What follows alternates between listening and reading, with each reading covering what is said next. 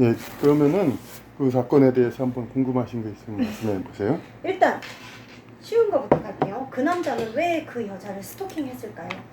일단 그 사건을 그 내부 사정은 잘 몰라서 그러는데 네. 그 스토킹이라는 게 분명한 이제 구분이 안 돼 있는 거면 뭐 수학의 집합처럼 뭐 키가 170cm 이상인 사람의 집합, 이하인 사람의 집합 뭐 이런 식으로 이거는 집합이 되지만 예쁜 사람의 집합, 안 예쁜 사람의 집합 이건 집합이 될 수 없잖아요.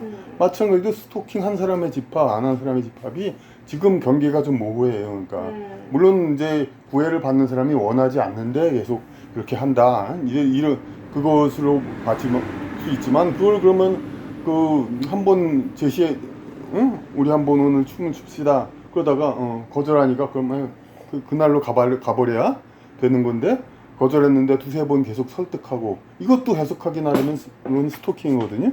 그러니까 제 개인적인 생각으로는 이제 이 스토킹 꼭 범죄적인 이런 걸 구분하고 안 하고 이 차이는 어떤 물리적인 가해 이런 것을 이제 이게 했느냐 안 했느냐 이걸로 아마 좀 하면 될 것 같은데 근데 또 이런 법을 좋아하는 사람 이걸로 사람을 통제하기 좋아하는 사람들이 그걸로 한정하고 싶지 않거든요. 그냥 자꾸 물론 연락도 너무 심하면 그 업무 반응이나 마찬가지의 차원에서 해야겠지만 어쨌든 그냥 이제 그 반복적인 이제 제한이라든지 이런 거 자체도 받는 사람 입장에서 물론 고통일 수가 있으니까 그것도 다 범죄에 포함시키니까 해석의 범위가 넓단 말이에요. 그러니까 이게 이거에 대한 분명하고 기준을 객관적으로 지어야 되는 거예요. 그리고 이제 어떤 재벌 이해라든지 남자가 이제 굉장한 능력자가 아니고선 되게 더 아쉬운 입장에서 여자한테 이제 사귀자고 하는 게 대부분인데 이런 경우에 이걸 더 분명히 해야 돼요. 어느 정도 해서 이게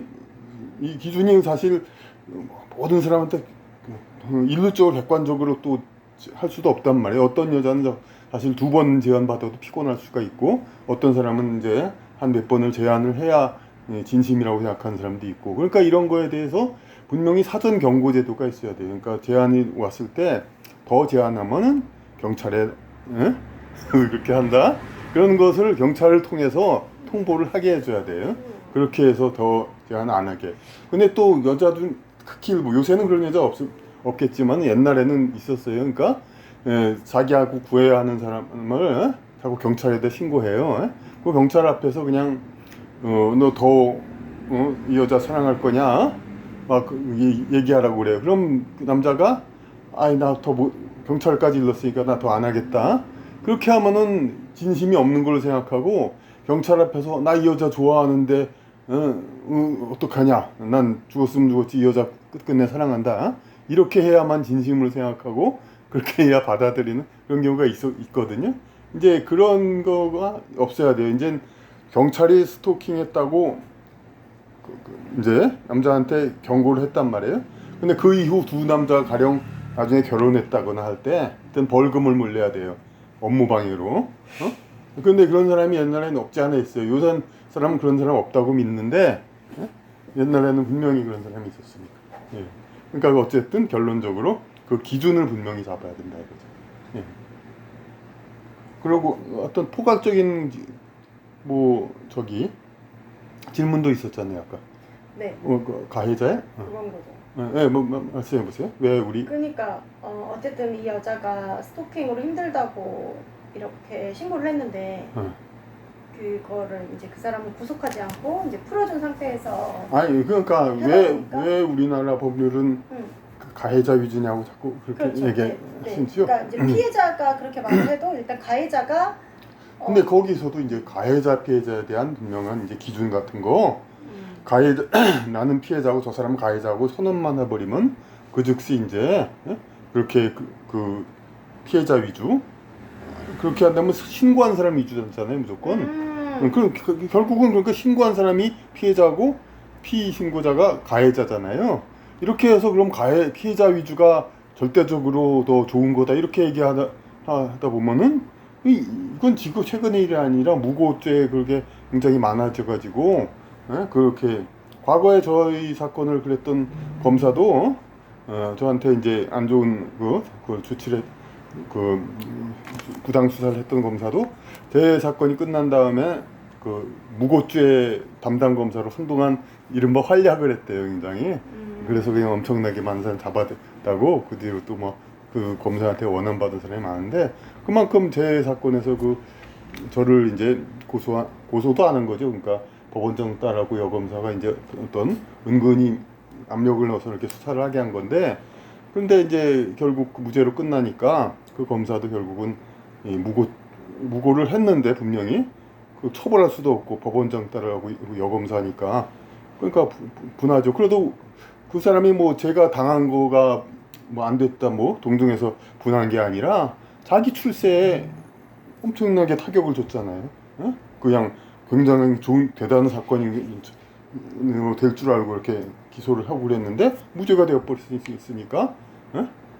그러니까 그냥 분하죠. 그러니까 자기 출세에도 지금도 아마 최근에야 퇴직해가지고 정치 유튜브 기웃거리고 하는데, 검사 결국은 그 멍해 때문에 그 사람 출세 못하죠. 그 사람보다 후배는 대통령까지 하는데.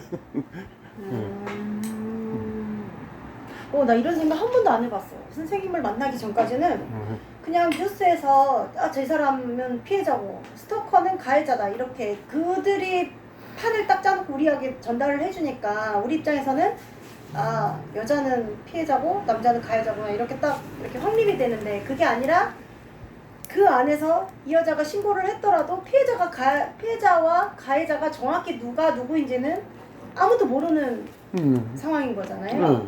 그렇죠?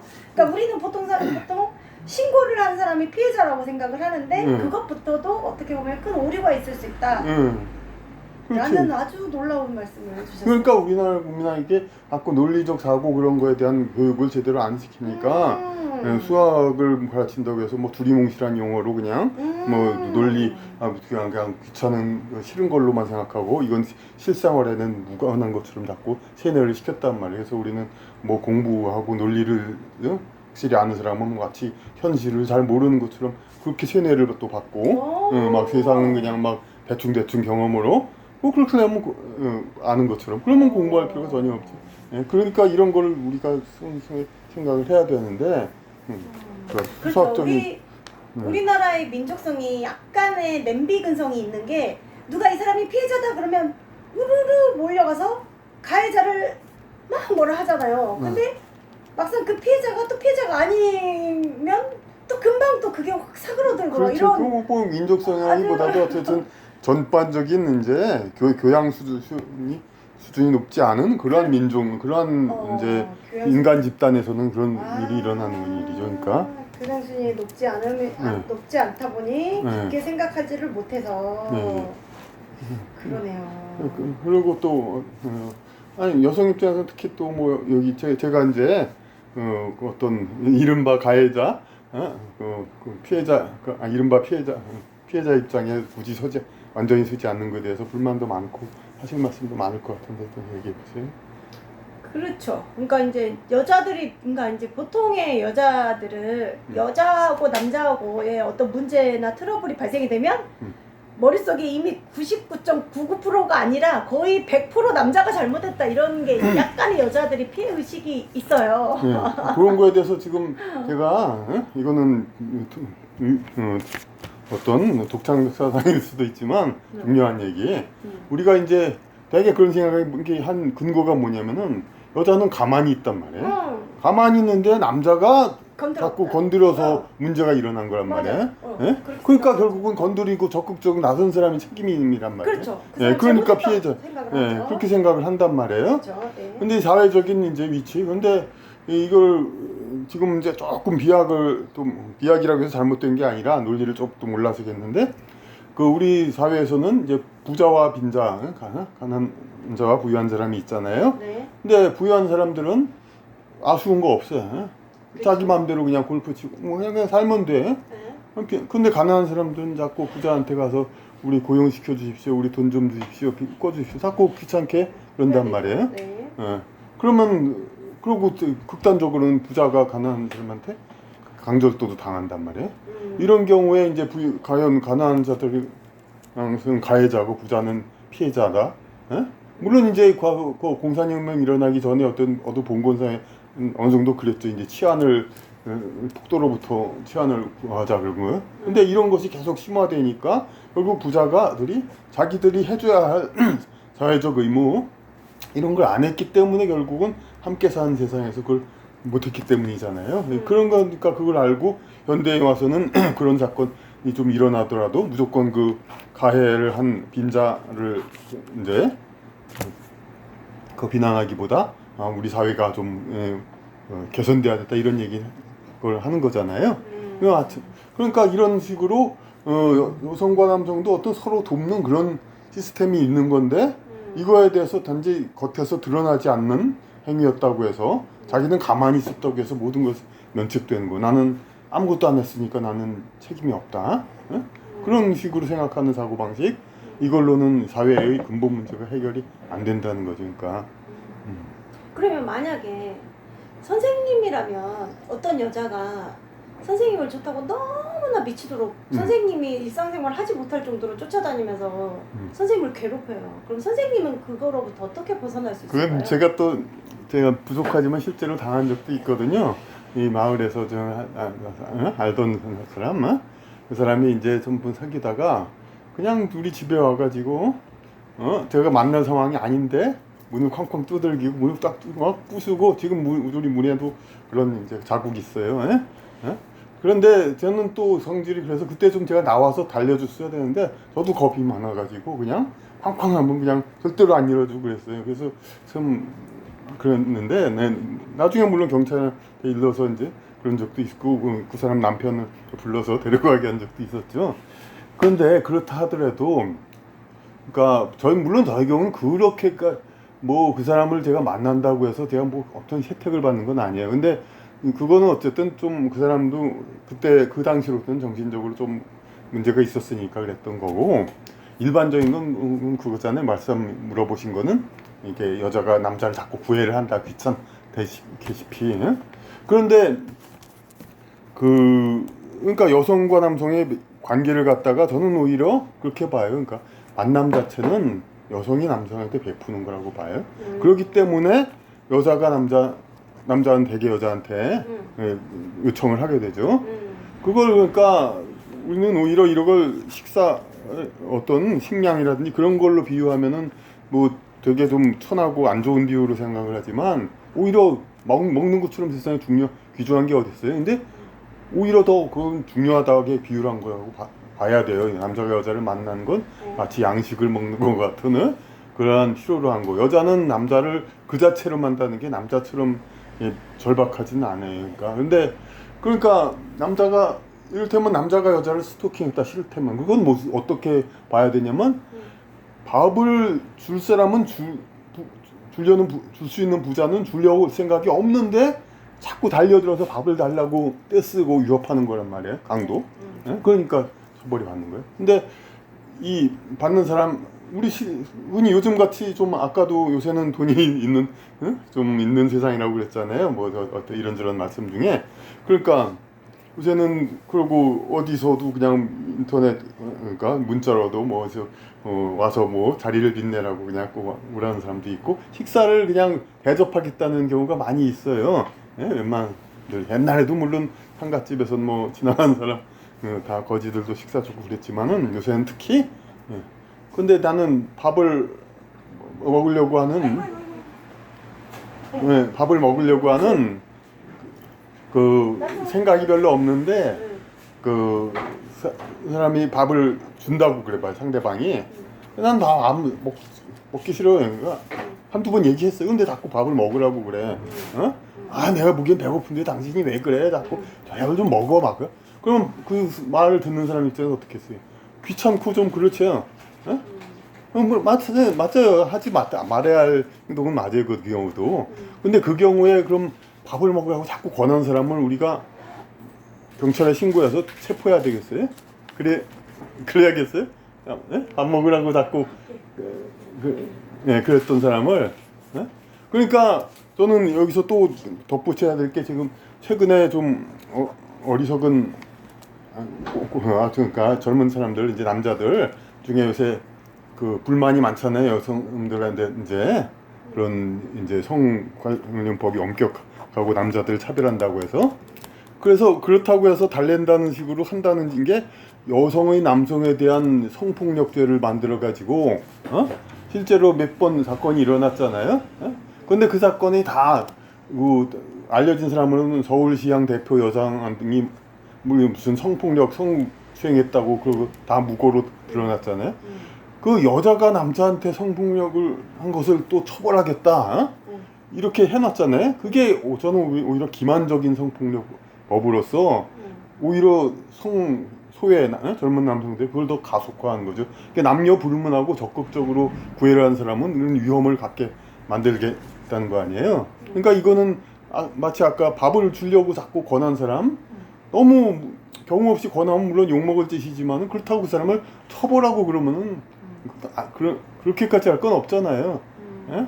그 마찬가지예요. 설사 여성이 그랬다 하더라도 남성은 90% 대부분의 경우 그걸 얼마든지 거절할 힘이 있고 그럴 수가 있단 말이에요. 그런데 그걸 가지고 처벌을 하고 그래가지고 근데 실제로 걸린 사건들 보면 다 무고잖아요. 왜냐하면 나쁜 남자가 그 상대방을 곤란하기 위해서 실제로 정말로 싫어서 그런 게 아니면서 여자도 극단적으로 극히 일부 성폭력 그 고소한 사건 중에 자기는 그때 싫어하지 않았으면서도 나중에 저 사람 해를 주려고 그런 경우가 있다고 하잖아요. 마찬가지 남자는 그런데 이미 알려진 사건이 다 그런 사건이 드러난 거죠. 그러니까 이거 필요 없는 법이에요. 그러니까 그거.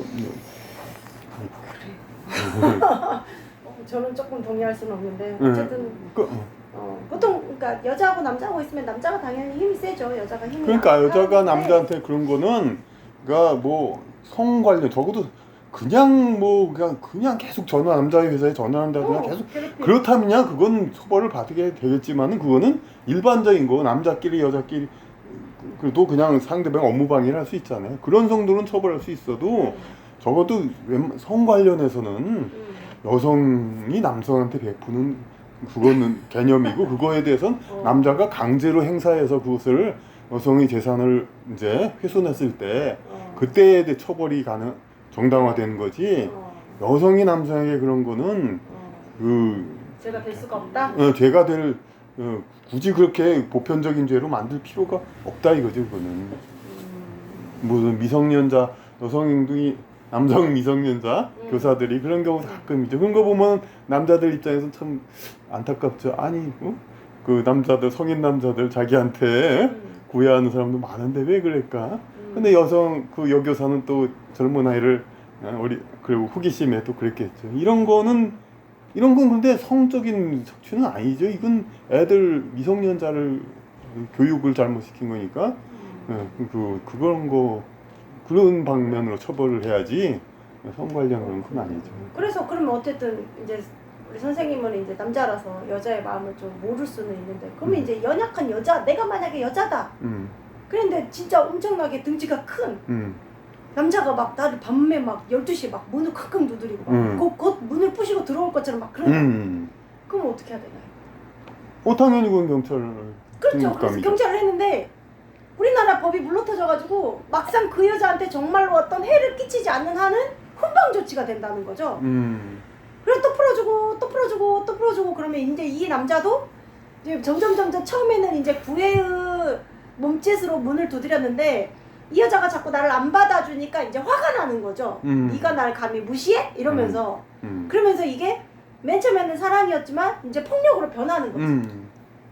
그러니까 그게 이제 아주 직접적인 이제 물리적 상처는 피해는 아니라 하더라도 이제 그 밤에 이렇게 쾅쾅해서 그것이 이렇게 상식적으로 봐서 구애를 해서 상대가 받아들일 가능성을 높이기 위해서 예, 그렇게 하는 행위는 반복하면은 노력하면 되겠다 그렇게 우리가 생각할 수 있지만 밤 12시에 쾅쾅 한다고 해서 이것을 구애라고 받아들일 수 있는가? 그렇죠. 그건 가능성이 없잖아요. 그건 구애의 행위도 아니잖아요. 그렇죠. 그런 경우는 어느 정도 이제 위협적인 거라고 보는 거니까. 그렇게 좀 심하게 했는데도 불구하고 이 남자가 불구속 수사를 하는 바람에 이 남자가 이제 열이 받아가지고 그 여자한테 흉기를 들고 가서 죽인 걸로 알고 근데 있는데. 불구속 그러니까 지나고 근데 그래요. 이 사건을 놓고 보면은 이런 위험성을 놓고 좀 구속을 했어야 되는 거죠. 근데 그렇게 했는데 우리는 이 사건이 터졌으니까 알지.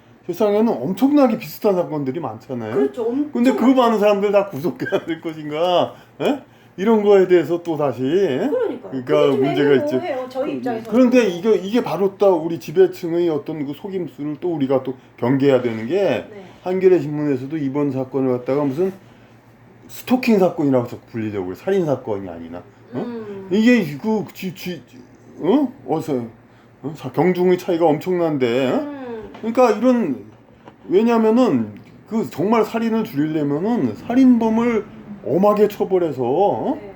그걸 해야 되잖아요. 그러니까 근데 우리나라는 이미 사형제를 실질적으로 안 했기 때문에 하고 있죠. 남을 죽여도 자기는 안 죽는다. 그렇죠. 정상 참작 잘하면 1, 20년 살다 나오면 그만이다. 맞아요.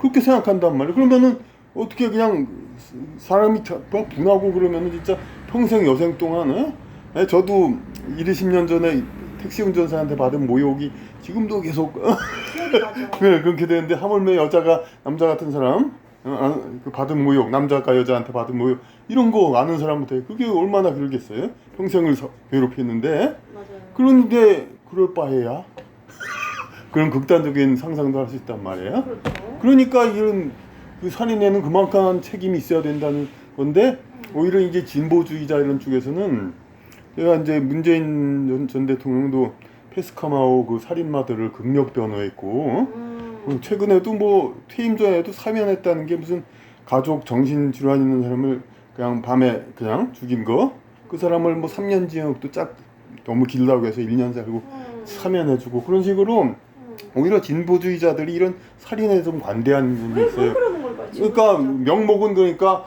인간에 의한 살인 그건 안 된다고 그 살인죄 그 사형을 없애는 거죠. 그렇게 하니까 자연히 살인에 대한 죄가 가벼워지는 거죠.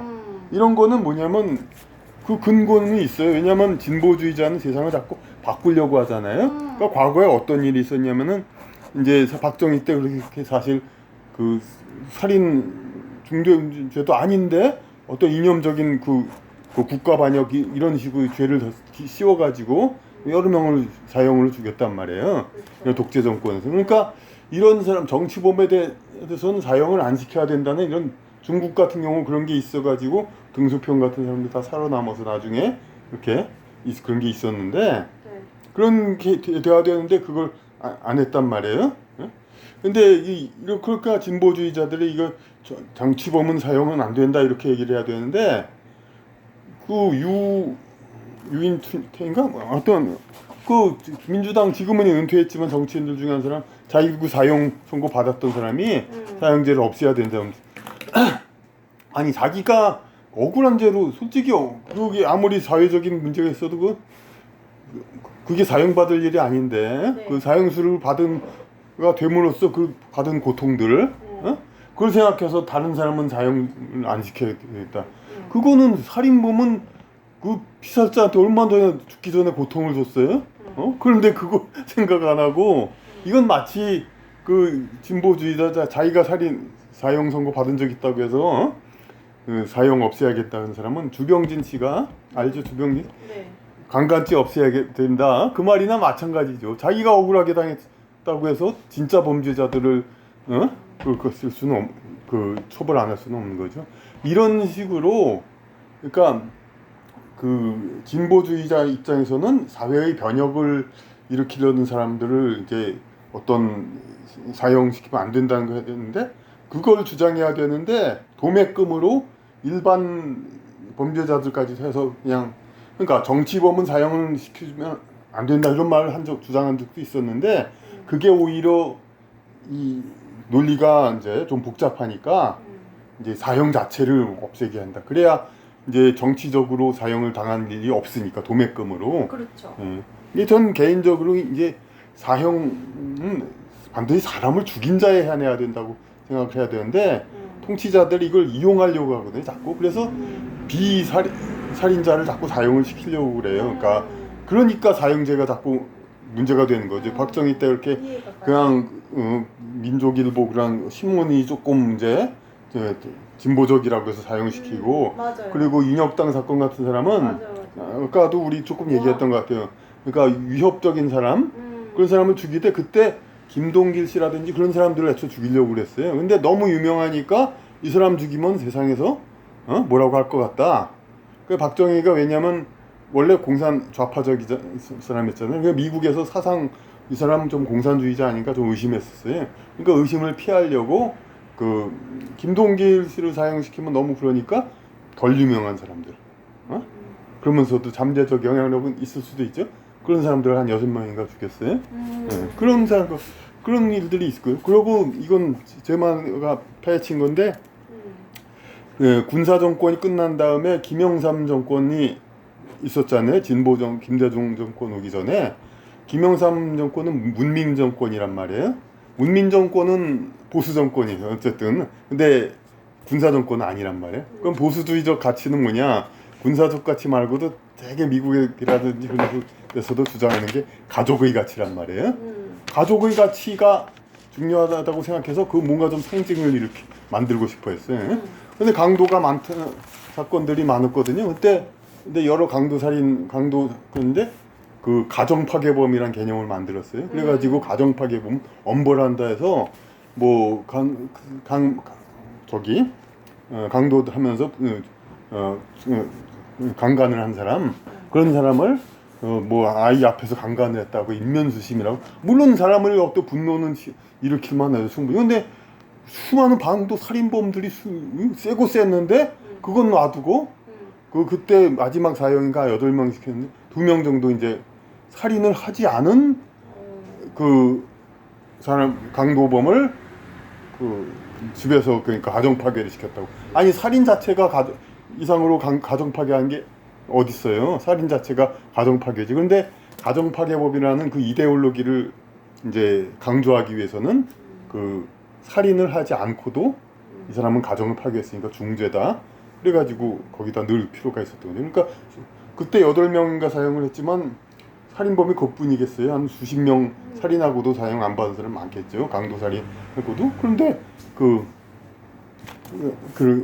그랬던 거죠. 그러니까 그때 지배의 이데올로기를 강조하기 위해서 박정희 때는 반공 이데올로기를 강조하기 위해서도 그래서 이제 살인을 안 했어도 그런 게 걸린 사람을 사형을 했고 김영삼 때는 그 보수 그 이데올로기 그걸 나타내기 위해서 그랬던 거죠. 그러니까 그렇게 아까 처음 질문한 거 이제 그러니까 이 진보주의자들이 자꾸 이렇게 그 김영삼 때는 그런 문민 그거였지만 지금 최근에 문재인 정권에서는 또 거기서도 비록 사형은 없지만은 그 지금 지배 이데올로기는 뭐예요? 페미니즘과 그 문재인 정권 때 그거였잖아요. 미투 일으키고 막 결국 자기네들이 당했지만은 박원순 안희정 뭐 그랬어요.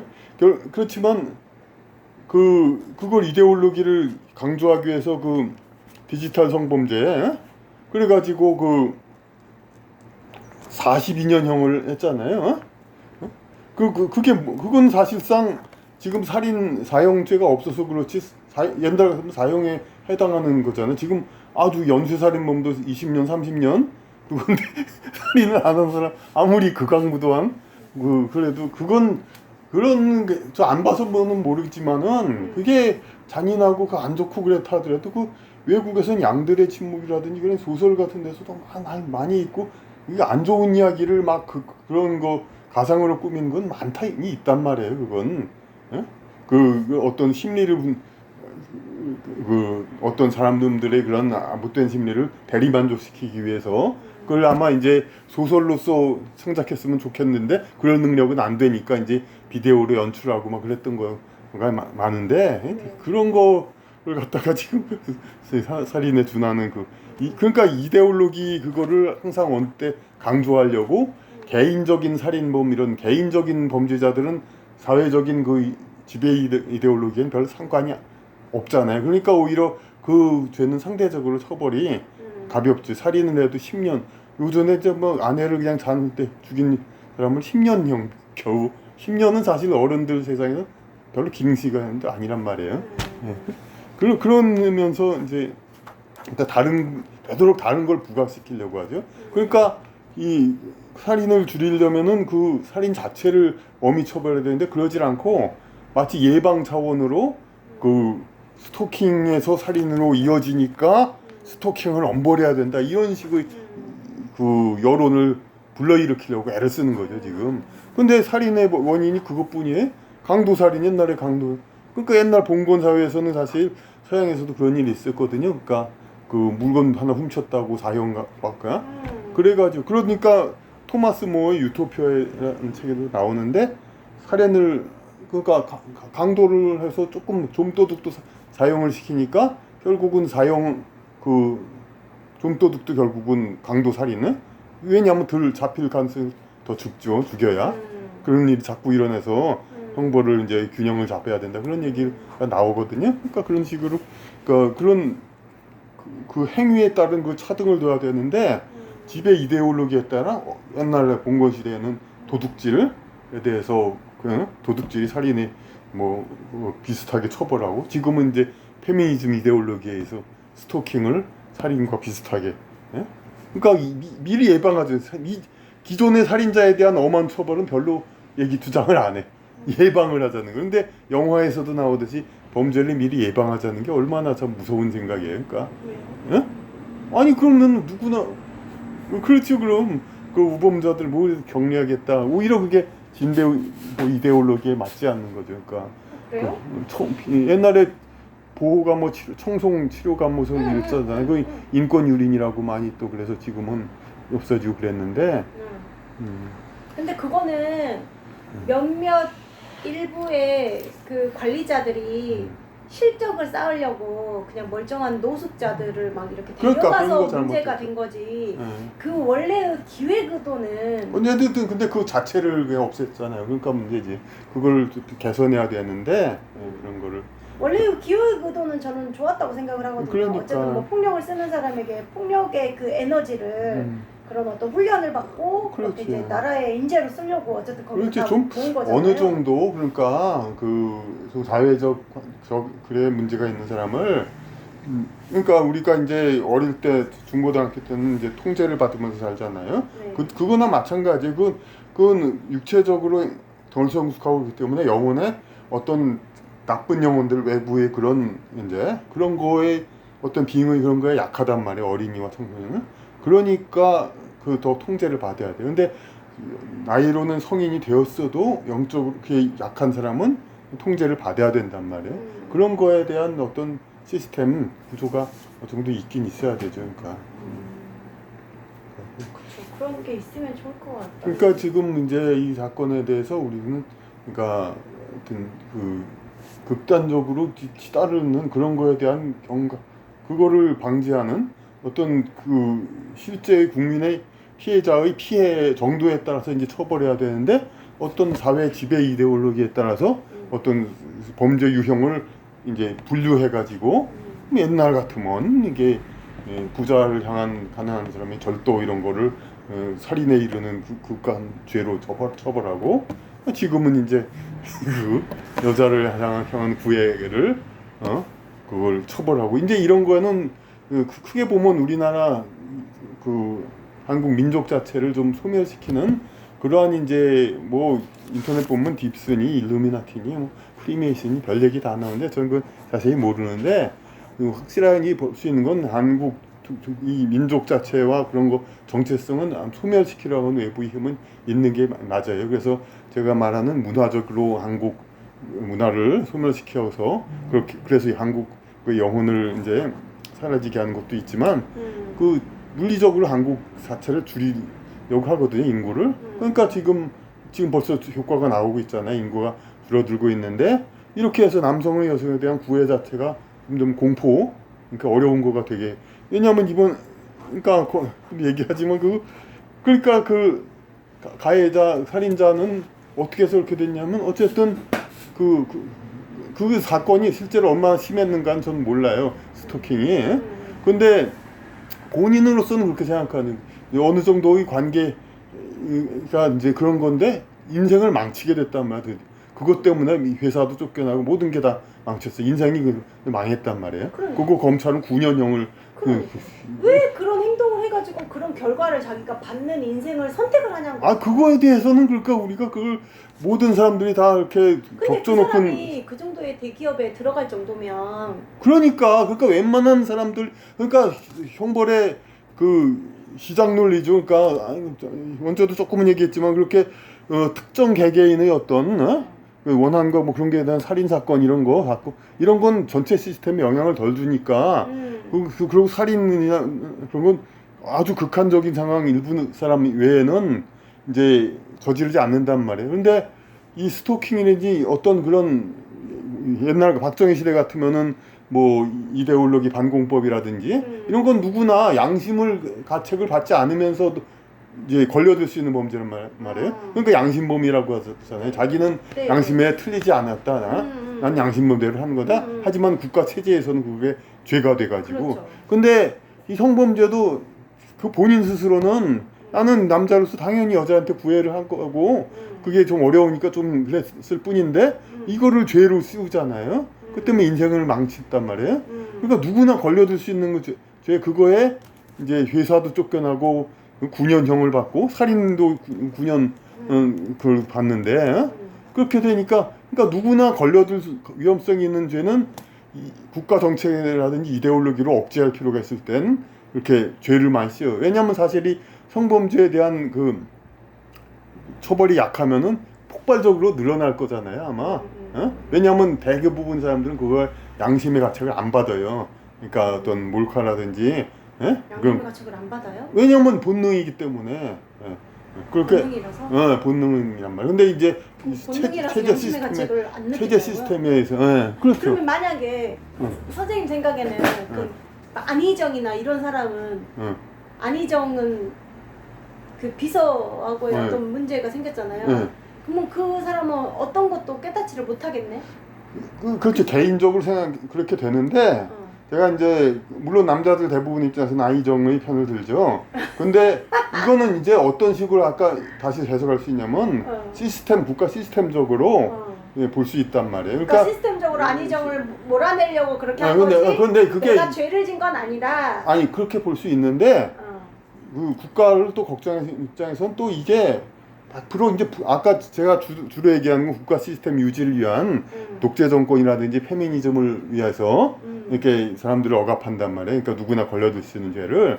근데 안희정의 경우 그러니까 100% 그렇게만 볼 수 없는 게 도지사의 지위를 이용했단 말이에요. 이거 김다은인지 그 사람이 안희정이 도지사가 아니었다면 그랬겠어요. 그 사람한테 그리고 유력한 대통령 후보. 그렇죠. 그러니까 영부인 꿈을 꾸고 그렇게 자기의 간과 쓸개를 내줬는데 그거를 넌 네가 날 좋아한 거 아니냐. 아까도 참 제가 중요한 거 드리려고 그랬던 말씀이었는데 그러니까 여자가 남자한테 그 구애를 한 거 밥을 먹기 싫은 사람한테 주려고 한 건 죄가 물을 수는 없다. 그리고 특히 중요한 건 우리가 물론 밥 같은 건 공짜로 대접 많이 하지만 물건을 세일즈하는 사람이 물건 살 사람마다 이것 좀 사주십시오 하고 간청하고 와서 사고 그런단 말이에요. 그래서 물건을 살 사람이 하도 그러니까 불쌍한 거니까 사줬단 말이에요. 근데 그렇다고 해서 약속한 돈을 다 주지 않으면 그게 정당해요, 아니에요? 정당해요. 부당하죠. 예? 그러니까 사주는 사람이 물건을 파는 사람이 간청해서 물건을 샀다고 해도 물건을 산 사람은 그것을 갚아줄 의무가 있단 말이에요, 제대로. 그렇죠. 아무리. 근데 일부 남자들은 그거를 여자가 나를 좋아했다고 달려들었는데 내가 그 여자를 어찌어찌 하고 다 묻고 다 재미 보고 내 찬들 쥐가 좋아해서 나를 뭐 달려드는 거 뭐 이런 얘기 하잖아요.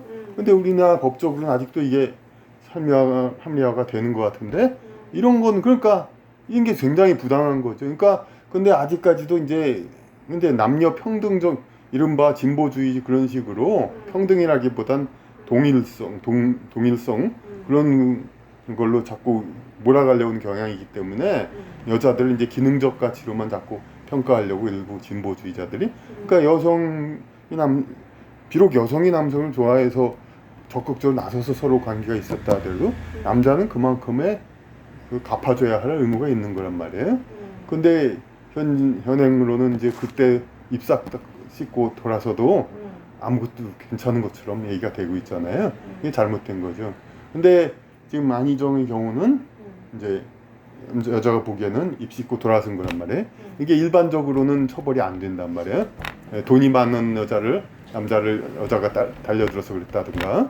그런데 어쨌든 도지사인 거 그러니까 그러니까 선생님, 그러니까 이제 선생님뿐만이 아니라 선생님 같은 사고 방식을 가진 남자들은 여자를 사람으로 보는 게 아니라 그냥 여자의 기능적 가치로, 그러니까 기능적 가치가 그러니까 아니 그게 아니라 의미가 없다라고 생각을 한다는 거잖아요. 그러니까 기능적 가치로만 남녀를 잡고 이제 그걸 평가하려고 하면은 이 부당함이 자꾸 생기는 거죠. 여자를 억지로 회사에 할당을 시키는가. 회사 직원에서는 경영주 입장에서는 여성을 고용할 필요가 없는데 억지로 고용하라고 그러고 그런 걸로 인해서 사회적인 비능률이 많죠. 그러니까 사람을 기능적 가치로 봐야지 왜 타고난 그런 성적인 가치로만 사람을 평가를 해야 성격적이라고 그렇게 저급하게만 자꾸 생각을 하니까 문제죠. 그러니까 이게 남자 그 존재 자체로 남자가 이제 그냥 더 위안을 받고 좋아하는 그게 뭐가 그렇게 모욕적인 얘기예요. 근데 그걸 가지고 일부 이제 그런 진보주의자들이 이런 거예요. 페미니스트를 자꾸 그걸 부정하려고 하는데 그게 결국은 그 여성 일반의 손해로 다시 나타나고 그러는 거죠. 그러니까 이런 이제 잘못된 그런 거. 나는 당연히 사람이 태어나면 그 사람이 가지고 있는 걸로 평가받는 게 아니라 그 사람이 이 세상을 살아가면서 어떤 노력을 기울이냐로 평가를 해야 그렇죠. 뭐 자기 노력을 해야 되는데 네. 그 뭐 같은 남자도 뭐 선천적인 거 잘생기고 못생기고 키가 크고 작고 뭐 힘이 세기도 차이가 있고 그런 걸로 또 다 자기의 기능 그걸로 하잖아요. 네. 그러니까 그런 걸 다 현실을 인정하고 그렇게 해야 되고 똑같은 값이라도 그 남자 입장에서 같은 능력이면 여자를 더 가까이 하고 싶어 하고 이러는 거 그런 거를 그 모욕적으로 생각하지 말고 오히려 그 강점으로 생각해서 그러니까 잘 서로 협력하고 활용하고 이렇게 하면 되는 거죠.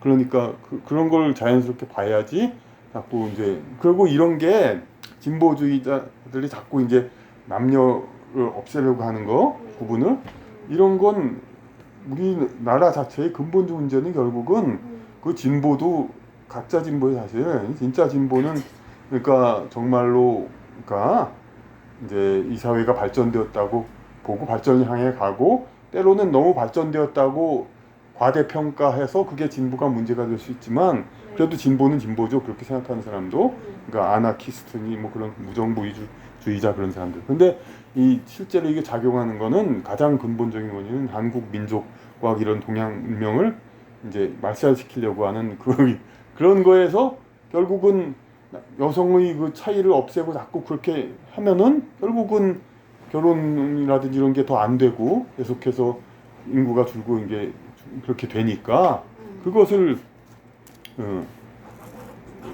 그런 것 때문에 되는 거죠. 그러니까 지금 뭐 영국에서도 뭐 자꾸 내정 간섭을 하는데 미국도 그러고 근데 뭐 한국의 그러니까 여성 고용이라든지 그런 어떤 이제 불평등이 있어가지고 뭐 출산 파업한다 뭐 그래 막 걱정해주고 막 그런 기사를 자꾸 그래요. 자기들처럼 진보적으로 여성을 동등하게 그렇게 해주지 않으니까 문제가 생긴다.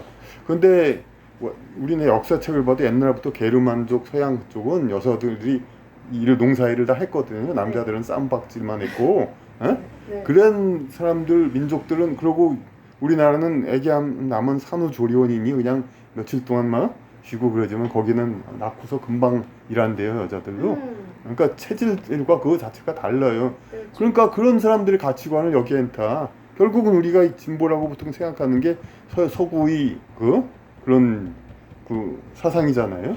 그걸 요구하니까 이렇게 자꾸 맞지 않고 이렇게 넘어가는 거죠. 이렇게.